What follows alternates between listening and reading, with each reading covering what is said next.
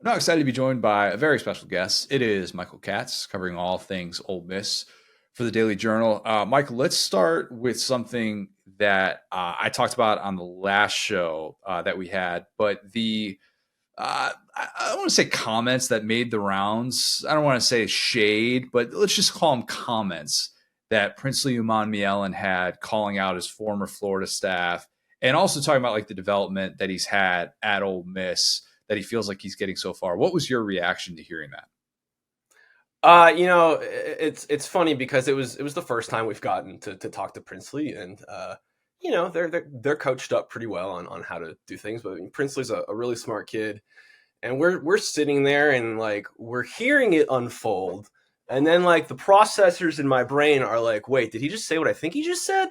And then like it happened again, and I was like, oh, okay, so this isn't subtle, but I don't know when we're gonna get to talk to him again. I think it might be a few weeks before we get to talk to Princely, but it's college football is weird now in that like you've got guys going in the same conference and they're going to play this year, and like that's going to be something that's brought up in November or October, whenever exactly the game is. I don't know off the top of my head, but I think it probably came off poorly, and I know a lot of places picked up on that, and it did come out maybe not the best look, but I think what was really kind of trying to say was more, maybe not so much like Florida is a disaster as it was like Pete Golding is really doing things for me that I didn't necessarily have before. And yeah, that's an indictment to an extent on Florida and their staff, and what he feels they were able to do or weren't able to do for him. I think one of his points was that there were times when he felt they just wanted him to be an athlete and use his athleticism, and there was no like game plan. Whereas Pete Golding has really sort of pushed him into to do different things that he maybe wasn't used to doing, and to really have a game plan. And so again, it's it's tough because I knew the second he said it, like I knew it was going to get picked up, and I was like, oh man, like again, I'm not siding with anyone here, but I think I understand. Like I get what he was trying to say. I just think it probably came out really really badly. But at the same time, I think it was more of saying that he really feels like Ole Miss is the right place for him than it was, I think Florida is an absolute wreck. Now, don't get me wrong. He left Florida for a reason. I mean, he thought it was best for him. But I don't think necessarily it was he was trying to burn the place down. Do you think it's too early to say though that Pete Golding has changed the defensive culture at Ole Miss? Do you get a sense of that at this point with him being a little over a year into this job? Without question, I think listen, I went to SC. Lane Kiffin was the head coach when I was a student at USC. All anybody has ever talked about with Lane Kiffin teams is the offense. It's the quarterback development. It's the receiver development. It's the running game. This, it started partway through last year. And now, I mean, really, it's the story of the offseason of how much they've beefed things up, particularly up front defensively, that I think people realize that if Ole Miss is going to do the things that it thinks it can do, it's going to be because of the defense, because they finally have someone who understands how this all works and has done it at the highest level. I know people have thoughts on Pete Golding from his time at Alabama. I know Alabama fans have thoughts on Pete Golding and whatnot, but I don't think there's any way that you can look at what they did last year and say it wasn't a tremendous improvement from what it was. And just the way that they have been able to get players to buy in through the portal, through traditional recruiting of high school players to improve the talent level. That's a really big, that's a lot of Pete Golding. I mean, Pete Golding has been known as a really good recruiter, and it's not like it just happened. It happened pretty fast. I mean, getting Centarian Perkins, on camp, he was one of his biggest recruiters when he was, at Alabama, and he got him to come to Ole Miss. And, those 5-star top 20, 30 players, they don't always end up choosing Ole Miss for defense. You are getting guys like Walter Nolan, who was, a top 2 or 3 guy in his high school recruiting class. Prince Ellen was one of the most highly sought after guys in the portal. You're getting these really high caliber defensive players who want to come to Ole Miss to play for Pete Golding. It was never surprising when guys wanted to transfer to play for a Lane Kiffin team if they were on offense. That made a lot of sense. You're going to put up numbers. But to do it on defense, I think says a lot about where the program's headed. Listen, I mean, this is a team that should be in every conversation for this expanded playoff, and if it's going to happen, it's going to be because of what Pete Golding does. I think it's really remarkable. I've covered 3 seasons here, and really the shift. 3 seasons, 3 different defensive coordinators since I've been here, and it's a lot of different things. But this is really the first time that's felt like Ole Miss's identity isn't just everything that the offense does, and I think that's a huge credit to Pete. Yeah, one of those guys that came over and sought out the Ole Miss defense was Chris Paul Jr., a guy that you wrote about, nicknamed Pooh, like Winnie the Pooh with the H. That's an important distinction to throw in there. Yes. And it's interesting that the common denominator that he brought up, that Princely Uman Mielen brought up, is the recruiting efforts of Jaxson Dart, and like even bonding over playing Fortnite and doing stuff like that. Princely talked about how that was unique, and I saw your quote that you had where he talked about how the quarterbacks that he had played with in the past, they're usually kind of off doing their own thing. They're friends with like a couple of different guys, but Jaxson Dart has taken on this unique role. I mean, you followed, I imagine, because of, Dart's, start at USC, you followed him very closely, even dating back to his recruitment. And you've seen him at this point now. How much has he changed over the course of the last 3 years? It's pretty remarkable when you look at the very weird path that he has had, because he's the National High School Player of the Year coming out of high school in Utah. He goes to SC. SC was really, that was the year Clay Helton was fired, was his freshman year there. They're in an air raid, and he was in a quarterback battle with Keaton Slovis, who I think actually finally just graduated. He's been a few places since SC. He was in a quarterback battle there. He didn't win it. Slovis ended up being the guy because he was the incumbent. He gets hurt. Dart comes in. Dart gets hurt, and it's kind of a back and forth thing between them all year. And Dart really showed some really nice flashes. I think he threw for almost 500 yards against Washington State. I think it was that freshman year. And then Lincoln Riley comes, and there's whispers about, well, if Lincoln Riley's coming, who else is probably going to come is Caleb Williams. Kind of the writing's on the wall at that point if you're a quarterback at USC. So he enters the portal, and obviously I'm covering Ole Miss, and I remember coming home from Ole Miss games and being the sicko I am, turning on ESPN and seeing USC BYU, and USC losing that game, of course, at midnight. But there's Jaxson Dart. I was like, oh, this kid's pretty good. So now obviously he ends up here, and he's had 2 years of quarterback battles. The first year it's the Luke Altmaier stuff. This past year it was Spencer Sanders, who was a 4-year starter at Oklahoma State and was an all Big 12 guy. And all Jaxson has done is just stay true to his process and who he is. And he's just this really cool, calm customer that never gets too high and never gets too low, regardless of what is happening around him. Lane is hard on quarterbacks. He early in Jackson's career, it wasn't always sunshine and rainbows, and there were some things that the turnovers were really a problem that first year for him. It was a new offense. It was the transfer portal. It's really nice to get new players in, but it doesn't always gel right away. Especially when you're just coming off of Matt Corral and all the great things that he did. I think people were expecting it to just be like that immediately, and that's just not the way it worked.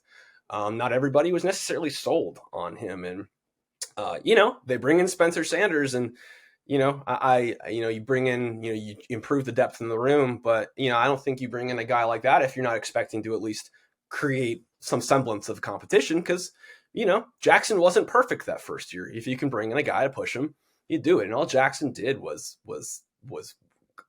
very obviously win that battle, and got so much better from his first year here.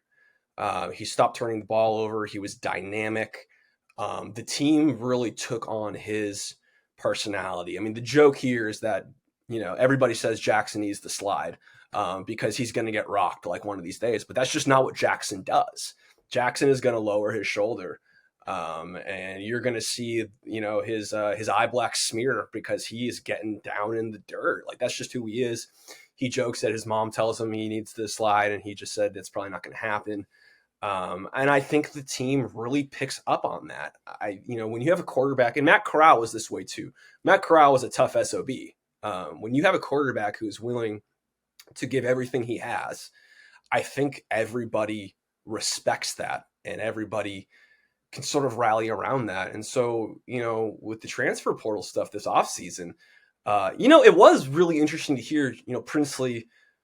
I think the way he put it, he was like, yeah, it was really, I don't want to say it was weird, but like Jaxson Dart kept FaceTiming me. And I was like, that's actually like really interesting, because you think of defensive players recruiting defenders and offensive players, recruiting the rest of the offense. But here is the heart and soul of your team going out of his way to say, we need you. And I think that when defensive players hear that, they understand what Jaxson Dart is as a player, but when they see it, and they know it's sincere from a guy like Dart. And I know Dart's teammates will say the same thing. You talk to any of the defensive players in the room, they love him because he puts it all out there. I think that's something that people gravitate toward. And so it's, I never really thought of, the quarterback as being, the guy who unifies everything. I mean, in a perfect world, yeah, but you know how football teams are. There's different groups. There's so many different coaches and positional groupings and cliques and all that kind of stuff. But when you have a quarterback who truly brings everyone together, I think it's hard not to want to play for it. I mean, Lane said something it was something to the extent of he's never seen a player help create a team more than Jaxson did. And I know recruiting's changed and the transfer portal and all that stuff, but Lane's been around some really, really good quarterbacks in his time going back to SC and Alabama and with Matt and all that stuff. Lane doesn't just throw that sort of praise around. I think it's pretty remarkable, not just what Jaxson has gone through and the way that he has just kept true to himself, but I just think that people within that locker room and people who are prospective teammates, I think they just gravitate toward his want to is just it's sincere, it's genuine, and I think people really I think they gravitate toward that. I've got a lot of respect for him, and I'll be honest. I think when we last talked, I was saying, Spencer Sanders. I think he's going to be the guy. I'm not really buying this belief that he's going to take that Jaxson Dart's going to take this step and all of a sudden look like 2021 Matt Corral, because I hold that in such a high regard. I truly think it's one of the best SEC quarterback performances in a single season of the playoff era that we saw. And while I could do without the hit that he took against Georgia, the plays like that are still there. Yeah, you're right. And you see all of that and you see the recruiting stuff.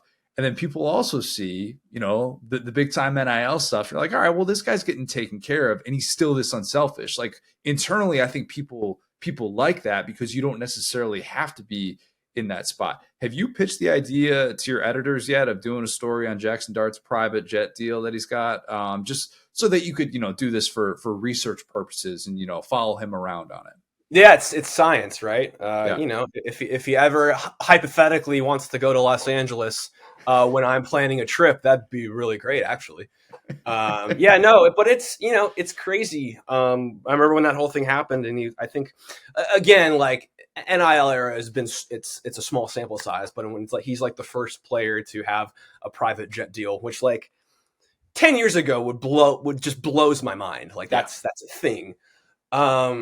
But then, like, you realize it's Jaxson, and like that he's probably like gonna be taking his teammates on hunting trips, and like he's gonna go visit home, and he's gonna take care of people. He's not one of those guys that's gonna be reckless with it, because Jackson's just he's a really smart kid and he's really down to earth, and I think he understands that what he does, right or wrong, is a reflection of how people perceive the program, and he's done a really good job of representing the program. And I mean, I don't think you could ask for a better ambassador right now. Do you think Lane senses that this is such an important window, an important juncture? Not only, I mean, you can get into the legacy talk and all that stuff, but really about sensing the moment because everything that's happened in the portal suggests that that sense of urgency is absolutely there with him. I mean, without question. I mean, this is a team that went 11-2. They won the Peach Bowl, and they dominated that game against Penn State. It was not as close as the score. I think it was still a 12-point game, 12, 13-point game, and it was not that close. But the games they lost, there was an obvious reason for it. Against Bama, yeah, Jackson had a bad day. They got beat up front. They were out talented. And against Georgia, and that was, I think, really the moment, and Lane has talked about this, that I remember post-game, we were sitting in the post-game press conference, and he said, I love our players. They are great for us. But, basically, like, sometimes you need to improve the talent. And you see what Georgia has, and you see what they have. It was a mismatch, and that's the reason that game happened the way it did. It's not the quarterbacks always. It's not the receivers. It's the guys up front, particularly defensively, because Georgia ran for like 300 yards in that game. I mean, they got anything they wanted in that game. And so I think when you see how good this team was, but that there's still, if you want to be in that upper echelon, there's still a few things you got to do, and you have the chance to do them. I mean, you got to do it. I talked to the head of Ole Miss's Grove Collective.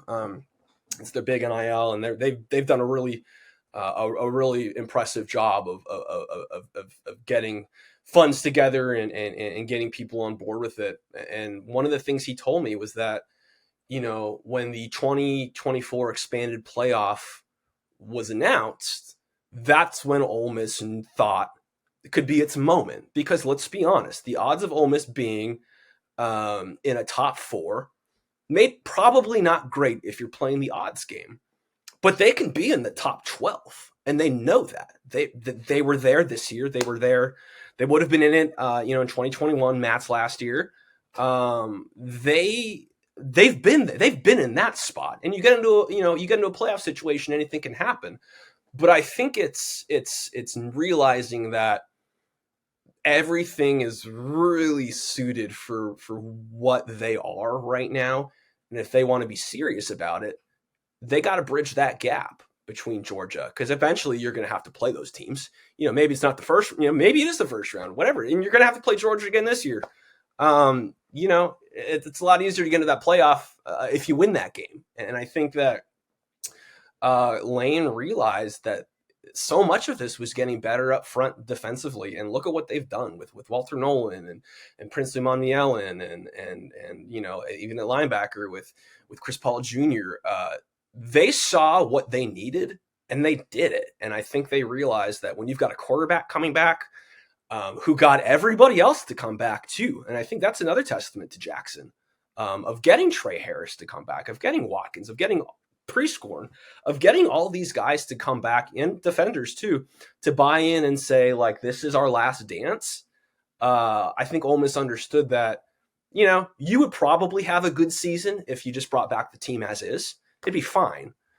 But I don't think fine is really what they want out of this last season with all these guys. If you bring those guys back, you better do everything you can to improve the overall talent, and they've bought in. I think they understand that this is a year that if there was ever a year to do it, this is the one. What's the mood if it isn't the one? If it isn't, and this talent that felt very much like a win now team, if all of a sudden this is a little bit more of like, oh man, you go into post 2021 into 22, where it felt like, all right, you knew 22 was going to be a rebuild, even after, you make some of those big portal additions. But what's the mood like in Oxford if this team can't get to that 12-team playoff? I think it's going to be, I think people are going to be disappointed. I mean, if this team, with everything it has coming back and the talent they've accumulated, isn't able to do it, then, you don't want to say which team can. But I mean, this is a golden age of Ole Miss football right now. You've had two 10-win regular seasons for the first time ever, and you've had them the last 3 years, the first 11-win season ever. You are accumulating talent that Ole Miss isn't always able to do. And so I think that, listen, and this is what we learned from the 2022 Ole Miss team, that you can add all of the transfer portal pieces, and on paper it looks really, really good, but it doesn't always work. Yep. It doesn't always gel. That team was just never quite right, especially after, I guess, that Alabama or that LSU game. I think that was their first loss, and they just never really rebounded from that setback. Last year, the pieces fit, and I think the quarterback probably helps that a lot, getting everything to gel. And so, I expect it to gel again this year because, again, your most important pieces are guys that are coming back, and those are guys that have had success. And so, again, when you've got a third-year starting quarterback, I think you feel pretty good about the chemistry. But you do never know. You really never know how it's going to look, and that's the thing that players have been saying to us. And I know it's it's coach talk, and it's a little it's coach speak. But when they say we've got a good roster, but we don't have a good team yet, I think they understand that. Just because you have a lot of, you've got 5-star guys and you've got all these highly touted players, it doesn't mean it's going to work. And so, I think this team is going to be really, really good. I think their coaching is top notch. I think, again, Pete Golding has upped the level, the potential of that defense, and the players they've brought in. They're going to be really, really good. And I know people have talked about the favorable schedule and whatnot. I don't know if I really believe in that, because any team can lose on the road in the SEC any week. But yes, on paper, you get Georgia and Oklahoma at home. You don't get Alabama this year. You don't get Auburn, which are always, very intense games. You get LSU, and that's on the road, which I imagine is going to be tough. But, all things considered, it's a pretty workable schedule. I think people are going to be bummed if it doesn't work, because listen, they might not say it out loud, but their actions tell the story that they're not just doing all of this like for fun. Like, they are doing this because this is the moment. And if it's not now, when is it going to be? It's a fair question. It really is. And it's one I find myself asking a lot about Lane and about Ole Miss as a whole. Speaking of coaches that are facing a very critical juncture, ahead of kind of a new surrounding, let's just say surrounding factors facing them. How worried are you about Lincoln Riley in the Big Ten for your USC Trojans? I actually, I'll give him credit because, one, firing Alex Grinch seemed like the biggest no-brainer in the history of college sports, but it took several years, and I will never understand that one. That one will always probably fluster me and probably Oklahoma fans until the day they die, because that one never really made a ton of sense. I think he had like one good year, and it was okay. And there's a part of me that is really bummed that Caleb Williams had those awful defenses. I think they gave up like 30 points a game last year, which is just insane to think about. Michael, don't worry, he's going to get better defenses with the Bears. It'll be fine. Don't worry about that. But it's I do give Lincoln Riley credit that he realized that this wasn't working. It wasn't. You wasted. No, I don't want to say waste. Waste is a tough term, but you had one of the best quarterbacks, one of the best quarterback talents that college football's seen in a while, and he never made it to the playoff.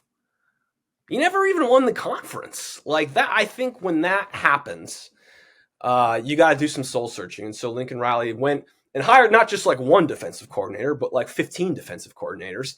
I don't know how the roles are working in terms of titles and stuff, but they went and hired North Dakota State's head coach to be like a defensive coach, which is a crazy move. Though I understand he's probably getting more money as an assistant at SC than he was. The Big Ten thing, it's weird. The idea of Ohio State and Michigan, like playing them, that I'm going to be honest, I don't think SC is ready for that right this second. Not up front anyway. Skill position fine, but as Ole Miss and Georgia taught us, that's not where it matters. It's up front, and USC can't compete as currently constructed right now. But I think they're getting there, and I think the moves they made are a step in the right direction. I don't know if it happens this year. Again, you've got a new quarterback, you've got a new conference, you've got again, a conference game in Piscataway, New Jersey is just, again, blows my mind that's going to be a thing that I have to think about. But at the same time, I think it's, I don't know if I'd say SC is going to consider this like a rebuilding year, because I don't think you can really think that way at USC. There's a few schools where you just can't say that out loud, right? SC is generally one of them. But I think in 2 or 3 years, I think they're going to be in a good spot. This is me, praying every night and hoping, just really, really hoping that my karma's in a good place, all those sorts of things. Okay, so we'll bring it back to Ole Miss, and this is a layup. I'll just give this to you. But who makes the 12-team playoff first, Lane or Lincoln? That's a Dwayne Wade LeBron alley oop, and Dwayne Wade celebrating before he even sees the dunk happen. It's Ole Miss. Ole Miss is in such a good spot right now. And again, it is insane to think that the head coach at Ole Miss was at USC a decade ago when I was there. Time is a flat circle. I've realized that over the last few years, and coming to Oxford, Mississippi, with Lane Kiffin and Jaxson Dart has made that abundantly clear to me. But Ole Miss, I think, is like you said, a layup for that scenario. Yeah, I don't disagree. It's just crazy that we're having this conversation going into year 3 for Lincoln Riley and where Ole Miss currently stands. It's a testament to both programs, really. Great stuff. We'll do this again probably. We'll have to do it again sometime soon because Ole Miss, quite honestly, is just too interesting right now. Yeah, and let's be honest. A certain head coach might say something that ruffles some feathers. Who knows? Well, or maybe we'll be talking about the Bachelorette and one of his one of the coaches on there. I mean, who knows? Always something. There's always something. You're exactly right. Appreciate it, man. We'll do it again soon. Thanks, man. Appreciate you.